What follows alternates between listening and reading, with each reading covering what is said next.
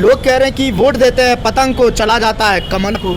देखिए गड़बड़ता है कुछ ना कुछ। हाँ। सिनेमा से कुछ सेटिंग हो के इनने से उन्हें नहीं हो सकता है। तो ये सवाल जो उठ रहा है ना, वो तो दबा रहा है कहाँ पतंग है लेटे, अब बतिया जल गया कमल पर, तो उनको तकलीफ होगा ना। तो जहाँ हुआ जिसने ईवीएम बनाया वो नहीं करवा रहा है। अब कैसे हमारे अकाउंट से आपके अकाउंट से चौनिया ठंडी निकल जाता है। लोग कह रहे हैं कि वोट देते हैं पतंग को, चला जाता है कमल को। देखिए गड़बड़ता है कुछ ना कुछ। हाँ।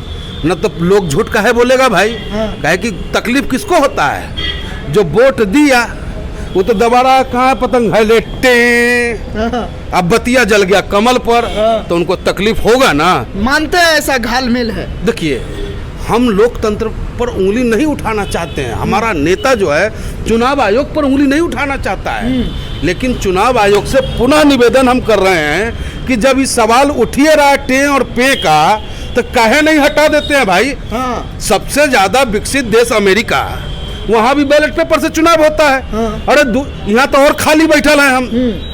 2 दिन गिनती में लग जाएगा, कोई दिक्कत नहीं है भाई, लेकिन आपका भी ईमानदारी बचा रहेगा और लोकतंत्र में इस तरीके का वोटों पे उंगली उठाने का मामला नहीं उठेगा। कह रहे ईवीएम से जो है चुनाव निष्पक्ष होता है, चुनाव आयोग का कहना है। और तो जहां हुआ जिसने ईवीएम बनाया वो नहीं करवा रहा है। अब कैसे हमारे अकाउंट से आपके अकाउंट से चौनिया ठंडी निकल जाता है। अकाउंट मेरा, सब कुछ मेरा, मोबाइल नंबर मेरा, और हैक होके मामला गड़बड़। तो जब बैंक से पैसा गायब हो सकता है, तो इतना बुर्बक आदमी भी समझेगा कि जब बैंक से पैसा गायब हो गया तो भैया मशीनमा से कुछ सेटिंग हो के इनने से उन्हें नहीं हो सकता है। तो ये सवाल जो उठ रहा है ना, इस सवाल नहीं उठना चाहिए। ये लोकतंत्र के पर्व पे कालिक है, ये सवाल उठना ही कालिक है। इसीलिए हमारा नेता भी कभी मशीन पे उंगली नहीं उठाई।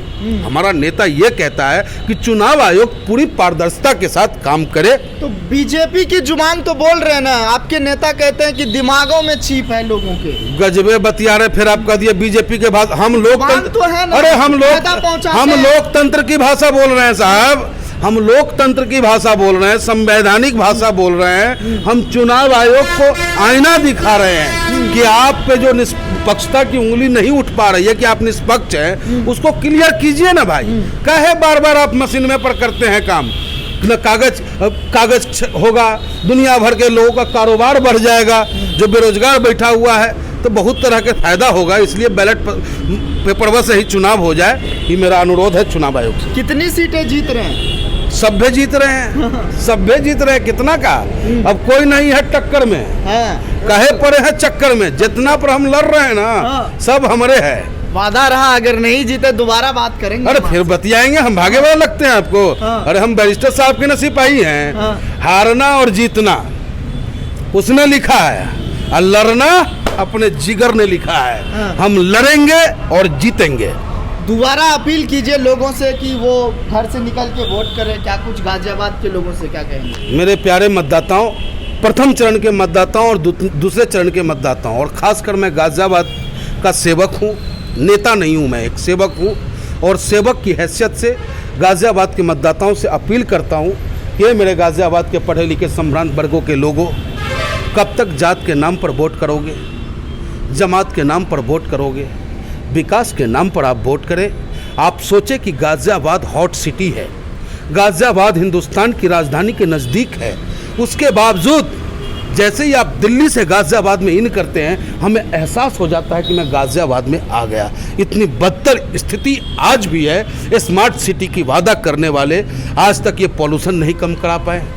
आज भी इस गाजियाबाद शहर में लोगों थोड़ी सी बरसात हुई है और नगर निगम की पोल खुल जाती है, और हर साल सीवर सफाई और नाली सफाई के नाम पर करोड़ों करोड़ों का बंदर बांट होता है। वो हम गरीबों का पैसा होता है। इसलिए मेरे प्यारे मतदाताओं, सोच समझ करके अपने मत का प्रयोग करें और ईमानदार नेतृत्व बैरिस्टर साहब के सिपाही शहनवाज दिलशाद मलिक मेयर को अपना कीमती वोट दे करके सच्चा सेवक चुने, और जहां भी मेरा पार्षद लड़ रहा है उन सभी पार्षदों को जिता करके सेवा का मौका दें। चैनल को लाइक, शेयर एंड सब्सक्राइब करें और बेल आइकन दबाना ना भूलें।